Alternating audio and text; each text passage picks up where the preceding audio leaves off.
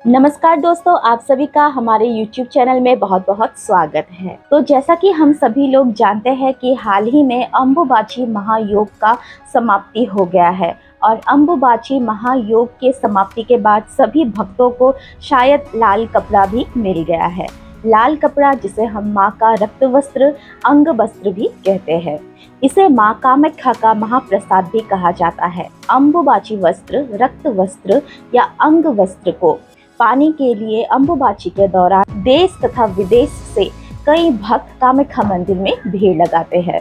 तो अंबुबाची का वस्त्र तो मिल गया होगा, लेकिन उसके बाद उस वस्त्र का क्या करना है वही बताऊंगी इसी वीडियो में, इसलिए वीडियो में बने रहिएगा। साथ ही ये भी बताने वाली हूँ कि अंबुबाची वस्त्र यानी रक्त वस्त्र को प्राप्त करने के बाद क्या क्या करना है, क्या नहीं करना है, इसके बारे में भी इसी वीडियो में बात करूंगी। इसीलिए वीडियो को अंत तक देखने के लिए अनुरोध करती हूँ। लेकिन जिन लोगों को अंबुबाची वस्त्र या लाल वस्त्र के बारे में पता नहीं है, उनके लिए मैं बताना चाहती हूँ कि अंबुबाची वस्त्र या रक्त वस्त्र को माता का महाप्रसाद कहा जाता है। कहा जाता है कि हर साल जून के महीने में माँ कामाख्या रजस्वला होती है और कामाख्या मंदिर है गुवाहाटी स्थित नीलाचल पहाड़ में, जहाँ पे मान्यता अनुसार माता सती का योनि गिरा था और माता सती के योनि के गिरने के कारण ही कामाख्या शक्तिपीठ का निर्माण हुआ, जहाँ पर हर साल माता रजस्वला होती है। और उन दिनों यानी अंबुबाची के दिनों कामाख्या शक्तिपीठ का गर्भगृह 3 या 4 दिनों के लिए बंद रहता है, क्योंकि उस समय माँ रजस्वला होती है, जो माँ का बहुत ही महत्वपूर्ण समय होता है। उस समय माता गर्भगृह में आराम करती है, ऐसी मान्यताएं हैं। और ऐसा माना जाता है कि अंबुबाची पर्व शुरू होने से पहले पहले मंदिर के जो पुजारियाँ होते हैं, वो पुजारियाँ माता के योनि कुंड के आसपास लाल कपड़ा बिछा देते हैं और फिर जब अंबुबाची का प्रवृत्ति शुरू हो जाता है तब मंदिर का मुख्य द्वार बंद कर दिया जाता है और फिर उसके बाद 3 दिनों के लिए माँ कामाख्या उस वस्त्र पर विराज करती है। और जैसा कि अंबुबाची का अर्थ होता है, अंबु यानी पानी और बाची यानी उत्फुल्लन यानी पानी का उत्फुल्लन। और जैसा कि हम सभी जानते हैं कि कामाख्या मंदिर के गर्भगृह में जहाँ पे माता का योनि कुंड स्थित है, वहाँ से एक निरंतर पानी का स्रोत बहता रहता है। और उन दिनों यानी अंबुबाची के दिनों जब माता रजस्वला होती है तो निरंतर वो पानी का स्रोत और तेज बहने लगती है, यानी उन दिनों उस पानी के स्रोत में एक अजीब तरह का उत्फुल्लन होता है।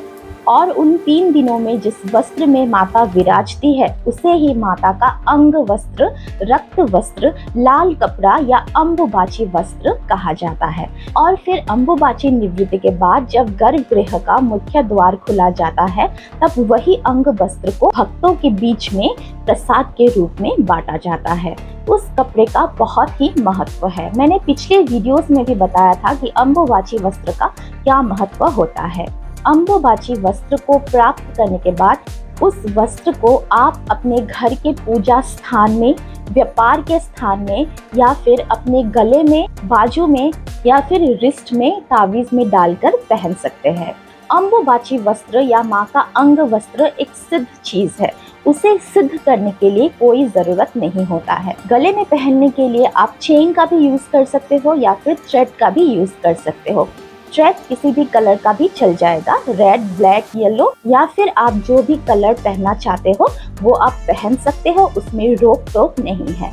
और अगर आप अपने रिस्ट में या बाजू में पहनना चाहते हो तो लेडीज पहनेंगी लेफ्ट हैंड में और जेंट्स पहनेंगे राइट हैंड में।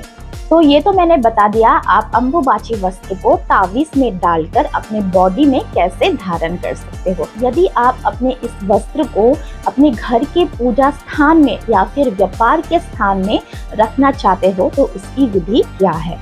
अंबुबाची वस्त्र या रक्त वस्त्र को कभी भी ओपनली या खुले में नहीं रखना चाहिए, क्योंकि जैसा कि मैंने बताया कि ये माता का अति गुप्त चीज है। यदि किसी कारण आपसे कोई कहे कि माता का अंग वस्त्र या रक्त वस्त्र दिखने में कैसा होता है, जरा हमें भी दिखाइए, तो ऐसे सिचुएशन पे आप उस वस्त्र को किसी को ना दिखाएं, क्योंकि ये पब्लिकली दिखाने वाली चीज होती भी नहीं है। इसीलिए वीडियोस में भी हम माता के अंग वस्त्र या रक्त वस्त्र को भी नहीं दिखा सकते। तो चलिए अब बात करते हैं कि घर के पूजा स्थान में या व्यापार के पूजा स्थान में उस वस्त्र को कैसे रखना है। अगर आप अंबुबाची वस्त्र को अपने पूजा घर में रख रहे हो तो हमेशा अंबुबाची वस्त्र को एक डिब्बे में भर के रखना है। जैसे कि आप एक प्लास्टिक का डिब्बा ले सकते हो, उसमें अंबुबाची वस्त्र को डाल के पूजा घर में स्थापित करना है, लेकिन उस डिब्बे को भी हमेशा फूलों से ढक के रखना है।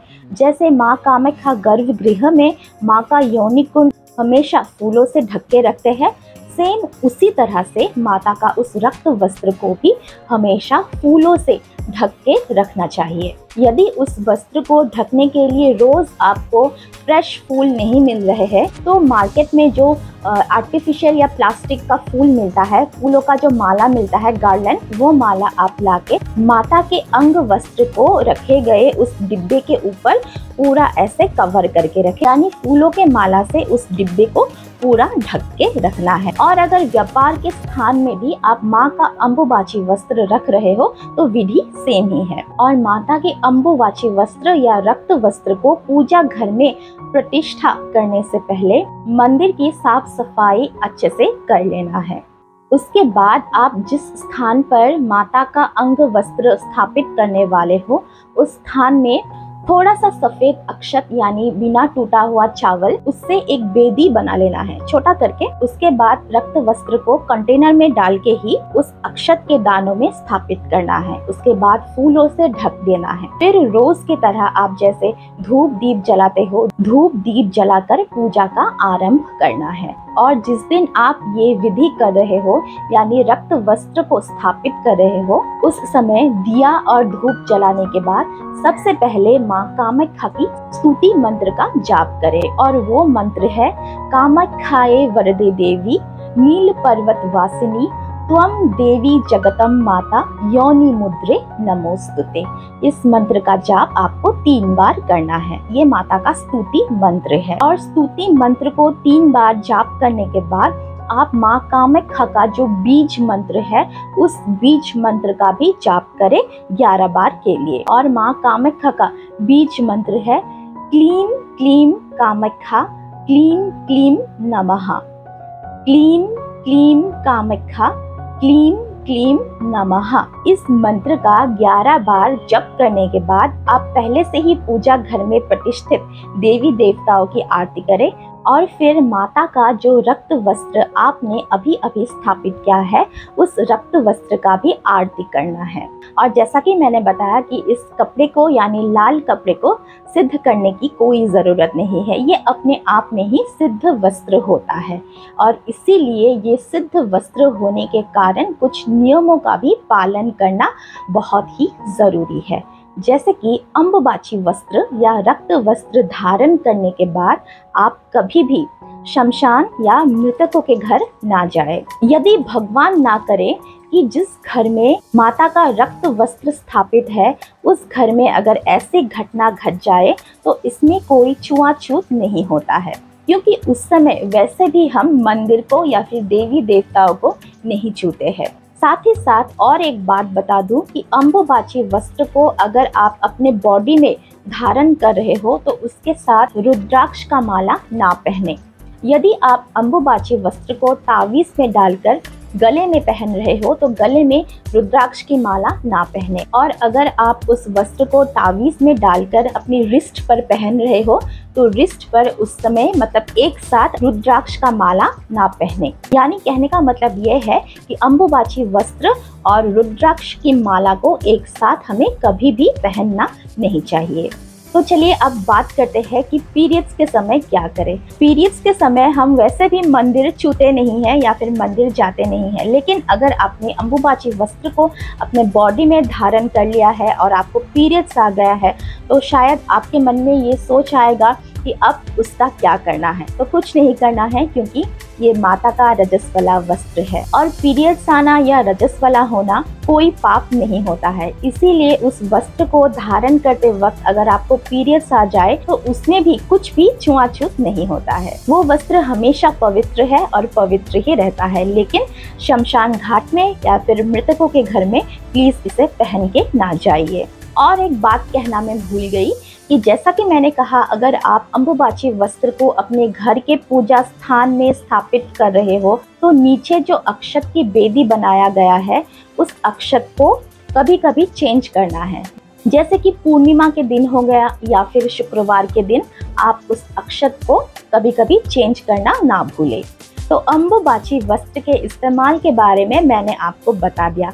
और अगर आप ये सोच रहे हो कि अम्बुबाची वस्त्र या रक्त वस्त्र कहाँ मिलेगा, तो प्योर ओरिजिनल रक्त वस्त्र या अम्बुबाची का वस्त्र आपको सिर्फ कामाख्या मंदिर में ही मिल सकता है। इसीलिए अगर आप उस वस्त्र को प्राप्त करना चाहते हो तो आपको खुद मंदिर तक आना होगा, क्योंकि ये बात सिर्फ रक्त वस्त्र प्राप्त करने का ही नहीं है, ये बात है माँ के दर्शन का। जब आप खुद चल के माँ के गर्भगृह तक जाएंगे, माँ के दर्शन करेंगे, फिर लाल वस्त्र को प्राप्त करेंगे, उसका आनंद ही कुछ और होगा जो मैं आपको बता नहीं सकती। वो खुशी आप खुद महसूस करेंगे।